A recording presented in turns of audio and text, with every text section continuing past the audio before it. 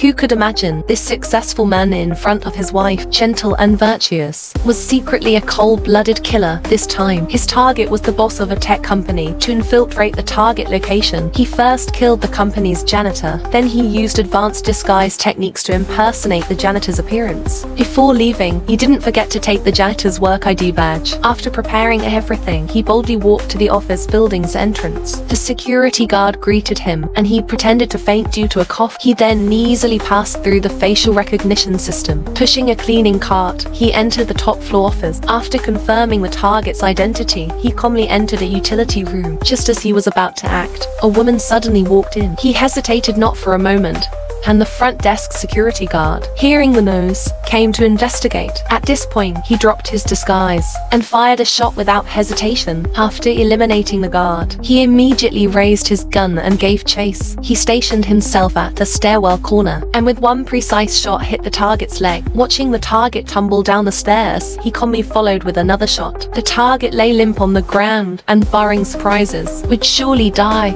Unexpectedly, the bullet missed and hit the wall. At that moment, he quickly fled, reached the rooftop, and threw several smoke grenades down. Using a rope, he slid down rapidly and disappeared into the haze. Back in his room, he removed his disguise. At this point, you might think the assassin's skills were lacking, but little did anyone know, injuring the target was part of the plan. No one knows his name. In the underworld, he is only known by the codename Jackal. Because his son was shot, the father, a presidential candidate, went to the hospital to visit him. Unbeknownst to him, Jackal was dismantling the balcony glass at that moment. Using a small windmill, he calculated the wind direction and speed. He then opened his suitcase. After meticulous assembly, a custom-made sniper rifle quickly took shape. He always prepared only for bullets, with the first 3 used to calibrate the scope. As a highly popular presidential candidate, each of his public appearances attracted a large crowd of reporters and onlookers. To hit the target from 4 kilometers away with one shot, he first fired a bullet at the wall. To calibrate the trajectory, after adjusting the scope, he pulled the trigger again. Once all preparations were complete, he aimed his crosshairs at the building entrance. Patiently, he waited for the president's appearance. A few minutes later, the target appeared at the hospital entrance. He remained completely still. As the target entered the revolving door, he was killed with one precise shot. The security guard immediately used binoculars to locate the sniper's position.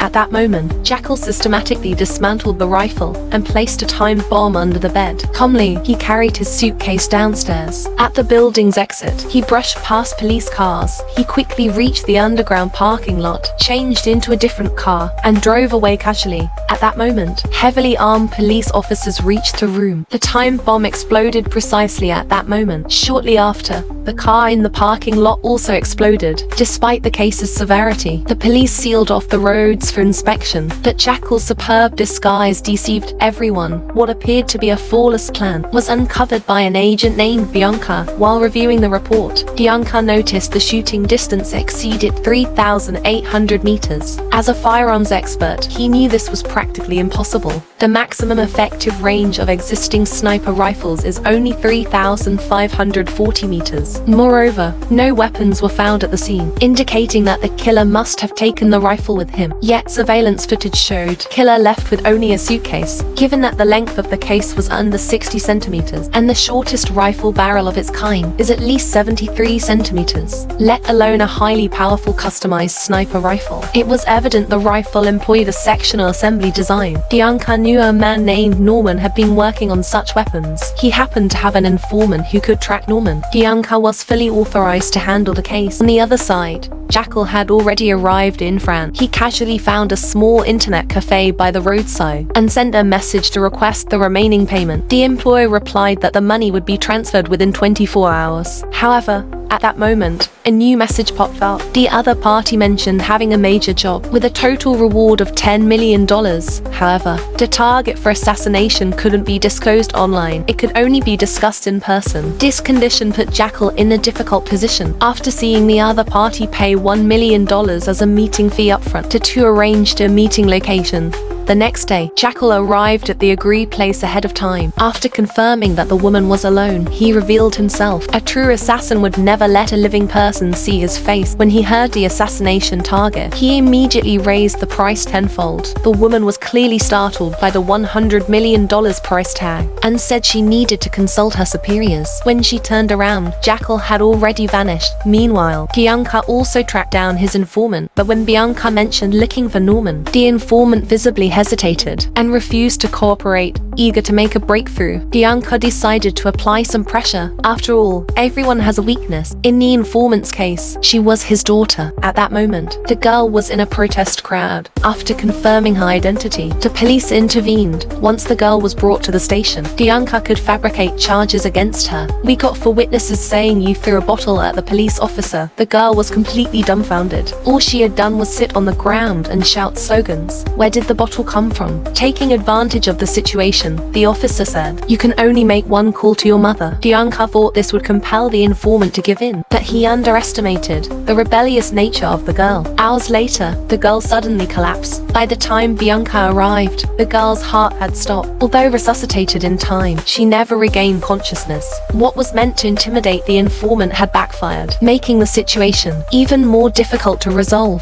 Meanwhile, Jackal ran into trouble of his own. Back at home, he opened his computer to check his account, only to find that 24 hours had passed, and the remaining payment had not been transferred. When he asked about it, the other party simply replied with 2 words. He never expected that there would be someone in this world bold enough to default on his commission. This hitman successfully assassinated the presidential candidate with just 1 shot, and after the job, he managed to escape easily. But he didn't receive the payment. He only got to big words in response. It was the first time he encountered such a reckless kind. He decided to show them his power, otherwise, he couldn't survive in the assassin's world. He then contacted the bank. After confirming their success, he was eager to find the client. He packed his luggage to settle the debt. Even though it was his son's birthday, his wife didn't blame him. She even thoughtfully drove him to the airport. She thought he was an ordinary businessman, unaware of his true identity. After a heartfelt goodbye, he didn't enter the airport. Instead, he turned and took a taxi. After removing his wedding ring, he transformed into a jackal. He then went to his secret warehouse. Choosing a new passport as his new identity, he didn't forget to take some cash. But while on the way to the airport in a taxi, he was spotted by his wife buying flowers. Although it was just a side view, she recognized him at once. She immediately called him, but his phone was off. All married men know this means trouble. At the same time, inside a skyscraper in Manhattan, New York, a woman was reporting the jackal's quote to her boss. Although $100 million far exceeded their budget, the boss immediately stated if it could eliminate the target, it would be worth it. At that moment, the TV screen showed an interview with the target, the world's richest man, Musk. He was about to launch a product called River. According to him, the product would make financial transparency possible in society. "Everyone can see into your bank accounts," he said. "Well, I have nothing to hide." The boss, trembling with anger, issued a final order. $100 million is not a problem, but it must be done before River launches. The jackal received a call from the woman on the road. They agreed to meet in a garden. Because $100 million was a huge amount, she could only provide a $20 million advance payment. She also stipulated the task must be completed by the 28th of this month, before River's launch. Before leaving, she said their code name would be Rofton. Meanwhile, Bianca's superiors had already assigned specialists to handle the death of the informant's daughter. After leaving, she made a phone call. "I've got some good news. I've talked to my bosses. I can let Emma go, but I need you to get me Norman's phone number, and I need it today." After that, Bianca discovered an important clue in surveillance footage. The jackal's backpack. Although the brand label had been removed, she found out that this type of bag was launched just 8 months ago and was only sold in the UK. In the footage, the assassin used a 9mm caliber pistol. This type of pistol had been the standard for military forces until a few years ago. Usually, snipers work with spotters, but this assassin was different. He always worked alone. Based on these clues, Bianca deduced that the jackal was likely around 30 years old. and might have served in the British military. Now, they just needed the informant's news to save her daughter. The informant risked secretly photographing her husband's phone screen. With this, the intelligence agency quickly located Norman's whereabouts. This time, Bianca led the team to raid a cabin, but the enemy had set traps in advance. The team suffered heavy casualties. Bianca, holding back her grief, chased the enemy and engaged in a shootout. However, the enemy escaped in a car. After calling for backup, Bianca found a box left behind, identical to the one at the assassination scene. Meanwhile, the Jackal, disguised as his agent, went to the bank to investigate who withheld his payment. The bank staff said it came from a company's corporate account, but they couldn't disclose customer information. However, the company's details could be found online. After searching, he found it was linked to someone named Hans Lang, the son of the assassinated presidential candidate. Seeing this, the Jackal smiled because he already has a plan on how to get his commission back. As a top-tier assassin, he must always disguise himself before each mission. This time he dressed as a driver. He forced the driver at gunpoint to lie down in the trunk. After dealing with the driver, he put on the driver's glasses. In this way, he seamlessly assumed the driver's identity. The man Codenon Jackal was pursuing an employer who defaulted on payment. Despite the employer being escorted by a convoy of bodyguards, Jackal swiftly killed the bodyguard in the front seat and decisively drove the car onto a different road. The security team received a call from their boss and immediately gave chase. A high-speed pursuit unfolded on the streets, during which Jackal casually adjusted the body beside him. Finally, Jackal crashed into a roadside scaffolding, successfully blocking the security team behind him. After pulling over, Hans the employer realized the entire situation and began to plead incessantly, even offering triple the original payment. But to Jackal, there are things more important than money. He calmly changed into a new set of clothes, activated a timed bomb, and leisurely left the scene. Meanwhile, Bianca returned to headquarters after failing to capture Norman. Her superior reprimanded her for previously concealing the death of a girl, which was already a violation of protocol. In this mission, to Special Forces members also lost their lives, all based on Bianca's intuition about Norman. At this moment, Bianca placed a box left behind by Norman on the conference table. She disassembled it in front of her superiors, explaining that she had passed customs with this box earlier that morning. The box contained the prototype gun Norman had designed for Jackal. Seeing this,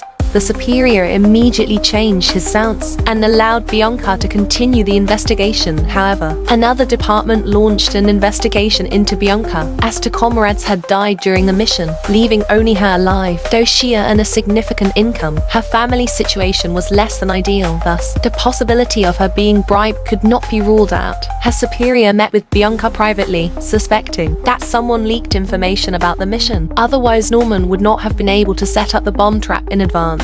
He warned Bianca to be wary of internal leaks. Bianca found Allison and first apologized for hiding the truth about her daughter's death. She explained that his daughter had died of a congenital illness and that it had nothing to do with her. However, this explanation did not convince the informant. At this point, Bianca changed her approach, pointing out that Norman had killed two British officers yesterday and disappeared. Seeing that Allison was unwilling to cooperate in finding Norman, Bianca threatened him, saying that aiding a criminal would result in a 10-year prison sentence. Having just lost his daughter, was he now about to be accused of a crime as well? Sachs. After returning home, Allison's husband discovered that she had secretly photographed his phone and leaked Norman's number to someone else. A brutal domestic violence incident was about to unfold elsewhere. Emma, the wife, had been suspicious ever since she saw her husband getting into someone else's car while she was seeing him off at the airport. Once a seed of doubt takes root, it gradually grows over time. She searched around the house and eventually found a safe under the wardrobe's false bottom. Something was off. The password still wouldn't open it. Emma's suspicion grew even deeper. She then found the house's blueprints. After an entire night of careful study, she discovered what appeared to be a hidden space behind a mirror. At this moment, Jackal received a call. After confirming that he had received a 20 million advance payment, his client disclosed the target's itinerary and reiterated that the assassination must be completed before the river broadcast. Meanwhile, Emma and the family opened a hidden room. The scene inside stunned everyone. The drawers were filled with stacks of cash, multiple passports, and molds for making various disguises. The husband she had known for years now seemed like a stranger. At that very moment, Jackal was watching everything through his phone screen. His hidden identity of many years had been exposed. He now faced a difficult decision. Should he rush home to explain and try to save his family? Or should he continue with the assassination and earn $100 million? How decisive is a top assassin in action when the police saw the gun in his bag? The next second, the officer was shot in the head. He threw the gun to the driver and shot him instantly. He was helpless too. It was supposed to be just a normal traffic accident. Who would have thought the other driver would insist on calling the police? Initially, he just wanted to settle things with money, but when the police saw he was an outsider, they insisted on checking the trunk, which exposed his identity. He then staged a scene making it seem like the driver and the officer died together. At the same time, because his wife Emma discovered his secret workspace, he had to pause his mission. He called his wife, and Emma, still emotional, agreed to meet him in Paris. To hear his explanation, his car, damaged from the crash, was taken to the garage where he removed the plates and sprayed them with corrosive gas to erase any traces. Then he covered the car with a nearby tarp. Back in his room, he locked his handgun in the safe, put on his wedding ring, and patiently waited for his wife to arrive. Before long, Emma knocked on the door and entered. Just as he was about to explain, she slapped him hard. He admitted he had hidden some things, but his feelings for her and their child were genuine. He was afraid the truth would make him lose them. Emma asked what the truth was and what he actually did. He explained he was a corporate spy. Because his work sometimes involved illegal activities, he had to use a fake identity. As he often targeted wealthy individuals, there was always danger, so he carried a gun for self-defense. After some sweet talk, his wife softened. She turned to worrying about his safety. He assured her in 2 weeks at most, he'd finish one last big job and retire for good. Then, they'd have enough money and time to be together. On the other side, the bald man prepares to visit the home of a sniper rifle enthusiast. Bianca requests that he send her the address, stating that she wants to go in person. Seeing that Bianca doesn't trust him, he quickly explains that he is not a traitor. However, just a few words can't convince Bianca. This veteran has been retired for years, that he remains passionate about his military career. Here, Bianca learns about a legendary sniper, Duggan, who died 10 years ago during a mission in Afghanistan. Bianca doesn't let this clue go, asking the bald man to investigate the operation from 10 years ago. Larry, after discovering that his wife Allison was actually a secret informant for an intelligence agency, loses control of his emotions and accidentally kills her. After calming down, he sends a message using her phone to arrange a meeting with Bianca. While crying, he blames both his daughter's death and his wife's death on Bianca. As soon as they meet, he stabs at her with a knife without saying a word.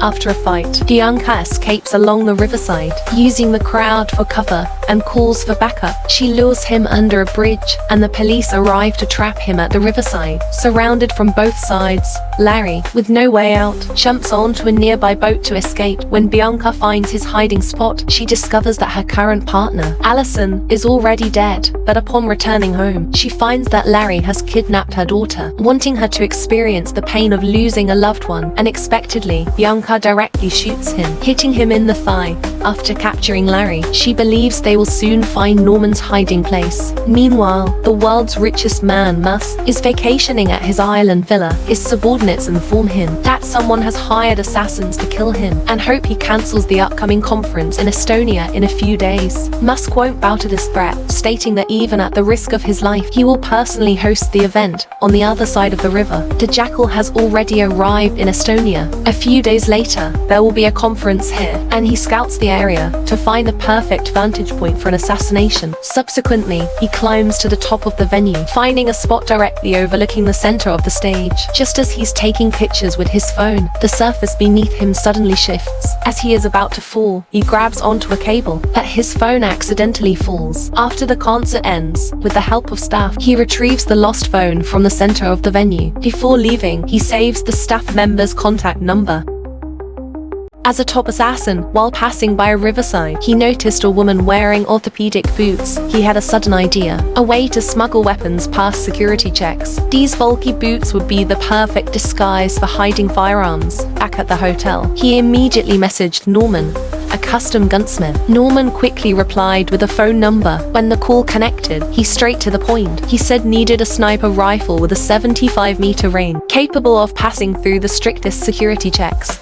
More importantly, due to the urgency of his mission, it had to be ready within 5 days. Faced with this, Norman hesitated. He had been injured a few days earlier during an MI6 raid. He couldn't complete the task alone in such a short time. Without any trusted assistance, he doubted anyone else. Meanwhile, Bianca visited Larry in his hospital room. Without a word, she smothered his head with a pillow, demanding to know Norman's whereabouts. At first, Larry held out, cursing her, "I love you," but after several rounds, he finally gave in. He told Bianca that a small village several kilometers from Budapest was where Norman lived in a White House. There was a cafe at the crossroads nearby, Baka headquarters. A bald man reported to Bianca on Dugan's situation. His unit in Afghanistan specialized in eliminating Taliban leaders, but during a 2013 attack, his entire unit was wiped out afterward. Bianca began preparations to head to Budapest. At the same time, he had already arrived in Budapest and reached Norman's hideout, where a variety of guns were displayed everywhere. At this moment, a sniper rifle caught his eye, bringing back flashes of past memories. Professional conversations are always succinct. He immediately presented pre-designed blueprints. While Norman was examining the blueprints, Jackal reiterated that the rifle must be able to pass through both metal detectors and highly sensitive scanners. Norman assured him that most components would not be an issue, but to meet the security requirements, the ignition system and barrel must be made of a lightweight alloy. Such a design, however, would only allow the rifle to fire up to 8 rounds before breaking down. For a top assassin, though, this was more than sufficient. Time was tight, and the two immediately got to work. Under Norman's guidance, Jackal worked on the programming, while several 3D printers worked simultaneously. While waiting for the printing, the two drank and chatted. During their conversation, Jackal asked about the details of Norman's injuries. From his description, Jackal deduced that Norman was likely targeted by MI6 agents. This insight triggered Jackal's sense of danger. The next day, a custom orthopedic boot was ready. Jackal tested it, walking a few steps and finding it quite comfortable. Under Norman's instructions, Jackal dismantled the parts one by one and successfully assembled a simplified sniper rifle. The bullets were concealed within a mobile phone casing. Jackal then went to the woods for a test fire. He hung a watermelon on a tree 75 meters away, fired plastic bullets first, and adjusted the sight using a screwdriver based on the trajectory deviations. After confirming accuracy, he loaded a single metal bullet. On his way back, he noticed a suspicious vehicle nearby. Cautiously, he observed it from a cafe. Soon, the vehicle returned, and shortly afterward, the entire neighborhood lost power. Bianca and her team had tracked him down, fully armed and ready for a raid. Realizing the danger, Jackal called Norman. However, Norman, exhausted from the night's work, was fast asleep by the time he answered. Bianca's team had already stormed the courtyard. Awakened in a panic, Norman hesitated briefly before rushing downstairs to wipe his computer records, but Bianca's forces quickly broke in. Having learned from their last encounter, Bianca employed a pincer strategy, and Norman was soon subdued. During the interrogation, Norman repeatedly gave the same response. Bianca discovered Jackal's backpack nearby. Deducing that Jackal was still close by, she decided to stay and lay a trap. In the course of conversation, Norman learned that his brother Larry had betrayed him. Bianca tried to provoke Norman, and just as he stood up, Jackal suddenly killed him. While reloading, Bianca hid behind a pillar. Outside, reinforcements were approaching. Realizing this, Jackal mounted a nearby white horse and fled. Bianca gave chase in a car. As night fell, Jackal rode into a forest and collided with a tree due to poor visibility. Bianca's team closed in. Surrounding him, Jackal fired, hitting a driver, but the bulletproof vest saved him. With limited ammunition, Jackal was forced to retreat. Seeing a lake below a cliff, he jumped in to escape. After some time, Jackal cautiously surfaced, only for it to start raining heavily. Soaked, he found shelter in a barn to rest. Uncertain how long he slept, he awoke to a gun pressed to his forehead. Before he could resist, he was knocked unconscious with the butt of the gun. as a top assassin. This time, he was mistaken for a thief and tied up. The man's questions were completely incomprehensible to the jackal. The two could not communicate, so the man released the jackal. As the man picked up the backpack, he found the sniper rifle that jackal used for assassinations, which aroused his suspicion. He then used a gun to force the jackal into the house. The jackal repeatedly tried to settle the issue with money, but the man didn't understand English at all. The man called his brother, saying he had caught an intruder, and asked his brother, an English-speaking longbow archer, to act as a translator. The jackal, aware of the urgency of the mission, just wanted to leave quickly. He offered money to resolve the issue, and upon hearing about money, the man became excited. While waiting, the man, out of boredom, forced the jackal to eat his bread, only to be headbutted unconscious. The jackal then grabbed the bag and rifle and left the house. After a few tries, the vehicle wouldn't start. As he switched to another car, he heard a noise outside. The farmer had arrived with reinforcements. While they entered the house searching for him, the jackal quickly started the car. As the farmer rushed out of the house,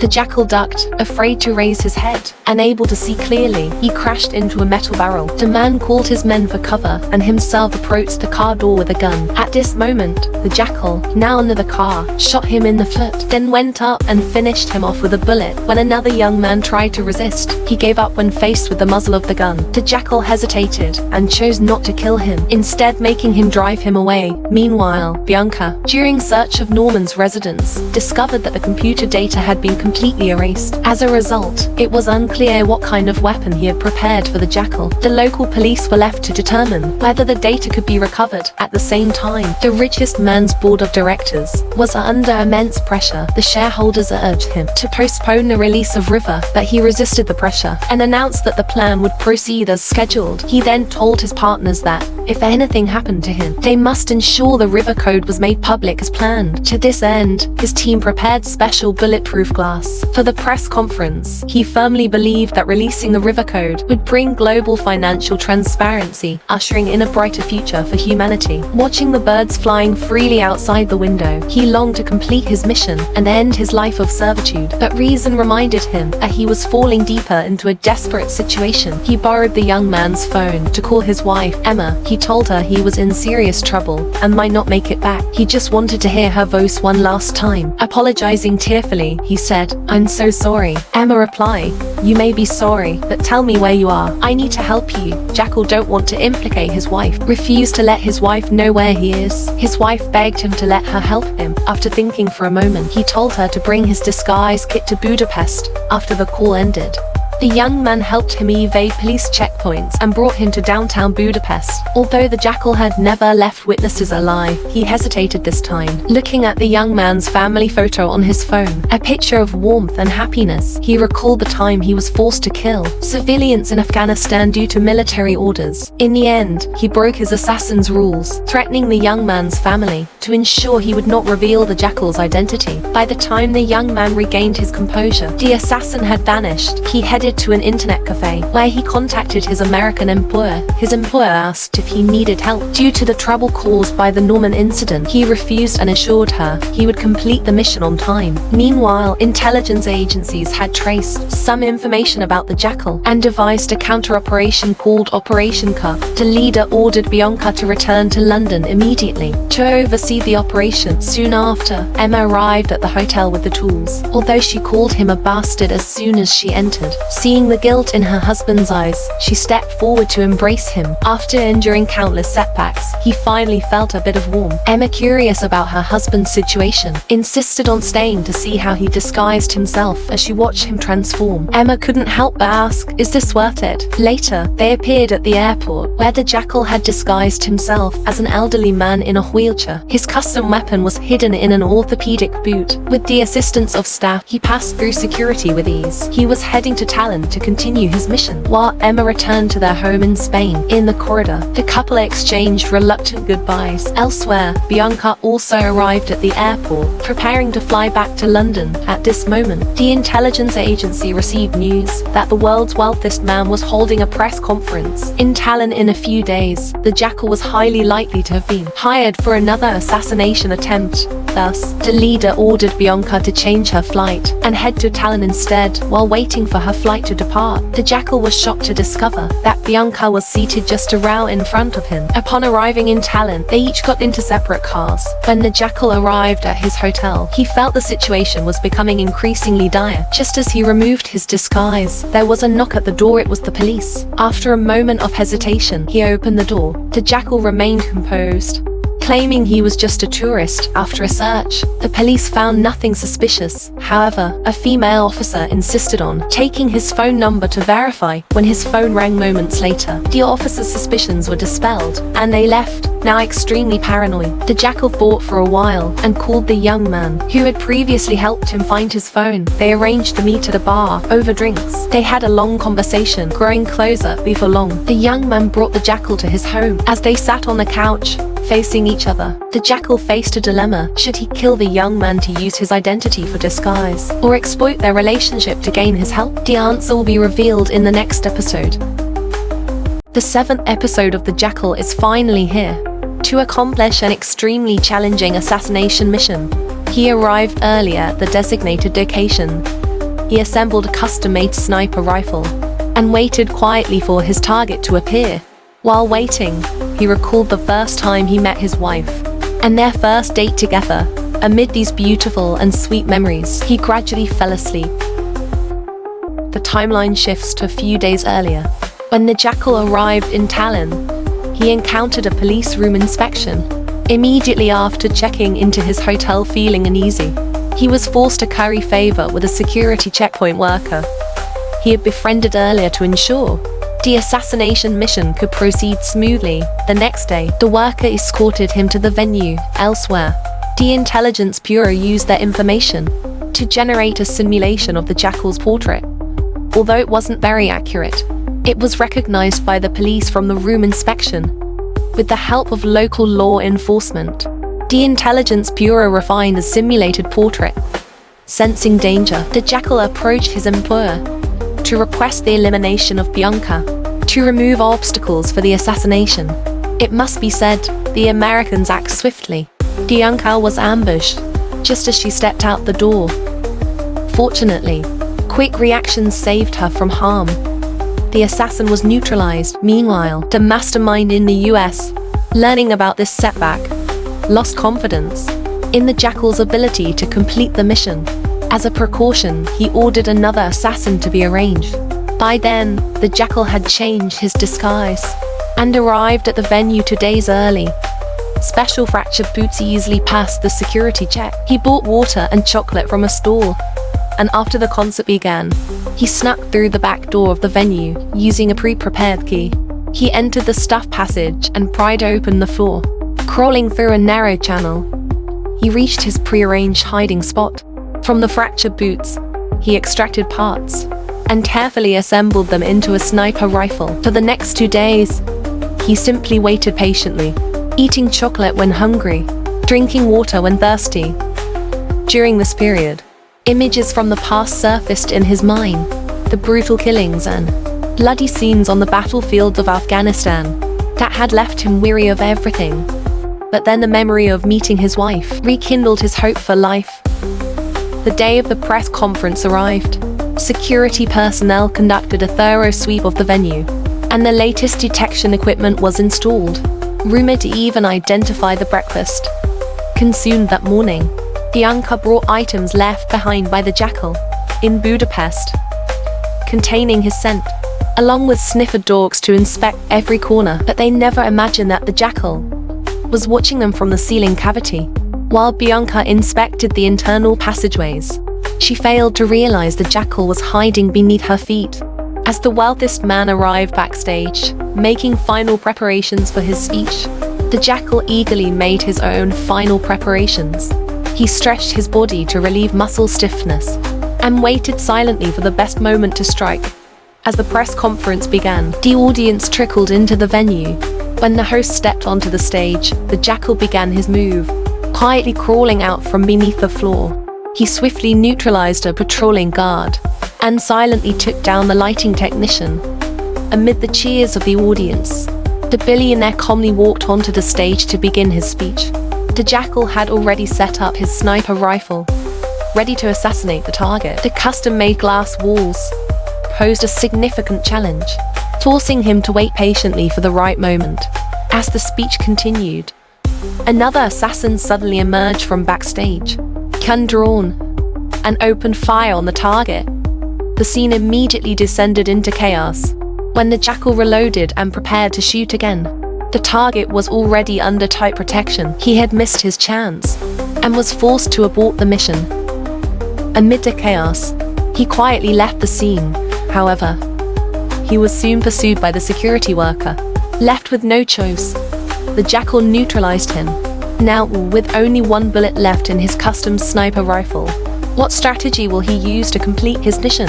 The assassin targeting the richest man was shot dead on the spot. Upon investigation, it was discovered that the individual was actually the bodyguard of the richest man. This explains why he was able to easily bring a gun into the venue. His unexpected appearance completely disrupted the Jackal's plans of the mastermind. The business partner of the richest man was interviewed by reporters, declaring that under no circumstances would the release of River 28 be affected. The failed assassination attempt caused the mastermind behind the scenes to grow uneasy. He remarked that if River was successfully released, they will face a lot of negative impact and trouble. In response, Gina, who had been in contact with Jackal, stated, "With only 1 week left until River's code release, I have been trying to reach Jackal and believe we will hear from him soon." Colleagues warned her that if the assassination mission failed, we would all be buried with her. Meanwhile, far away in Spain, Emma saw the wanted notice for Jackal on TV.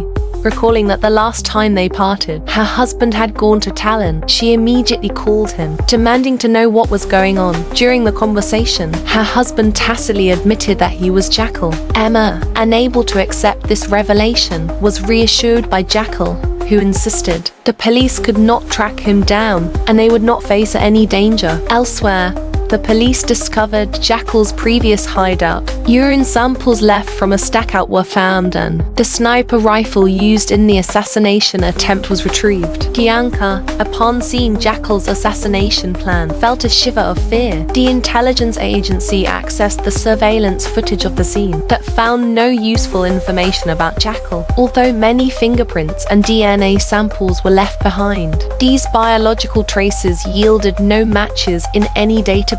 A contact named Baldy sent Bianca data on Duggan, but most of the documents were redacted, containing no useful information. Bianca suggested to her superiors that Duggan was very likely to be Jackal and requested access to classified information. Although her superior was initially hesitant, under Bianca's persistent persuasion, he relented. Soon, Duggan's classified documents were delivered to the intelligence agency. After Bianca and Vance signed a non-disclosure agreement, they reviewed the files in a secure room, consistent with earlier reports. Duggan and his team were reportedly wiped out during an assassination mission targeting Taliban leaders. Despite this, Bianca remained skeptical, feeling strongly that Duggan was Jackal.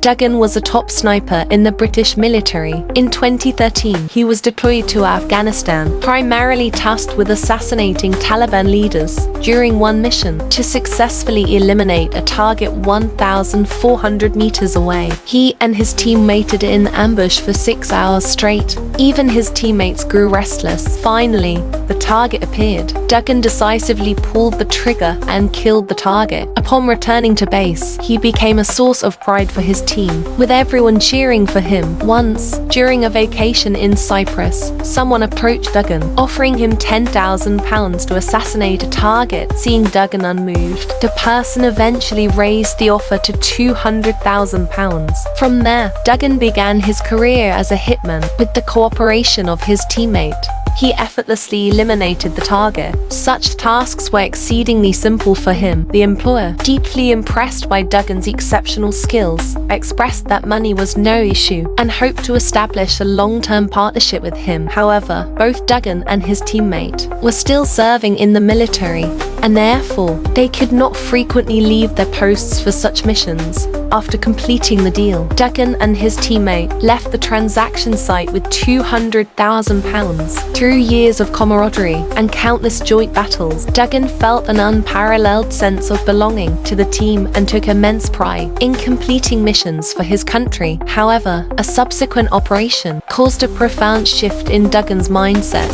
Due to flawed intelligence, his team mistakenly killed a group of civilians celebrating a wedding. Watching the cheerful crowd turn into lifeless bodies and seeing bloodstains on the bride's once pristine white gown left Duggan deeply unsettled. To cover up their crime, the team called for air support, seeing the wedding site reduced to ashes and rubble. While his teammates laughed and cheered, Duggan made a difficult decision in his heart. During their convoy's advance, they spotted a mound ahead, which immediately put the team on high alert. After carefully observing the area, they found no apparent threats. At that moment, Duggan volunteered to clear the suspected mine. He insisted on bringing his teammate along. With his teammate covering him, Duggan cautiously approached the mound. Finding only a baby carriage, everyone breathed a sigh of relief. Just as the team boarded their vehicles to leave, Duggan pulled out a remote control. With a simple press, the entire team was obliterated in an instant. Witnessing the scene, his teammate looked around in terror. Shouting in panic, calmly, Duggan picked up his rifle, calling for his teammate to leave with him. From that day forward, the battlefield no longer saw the soldier named Duggan.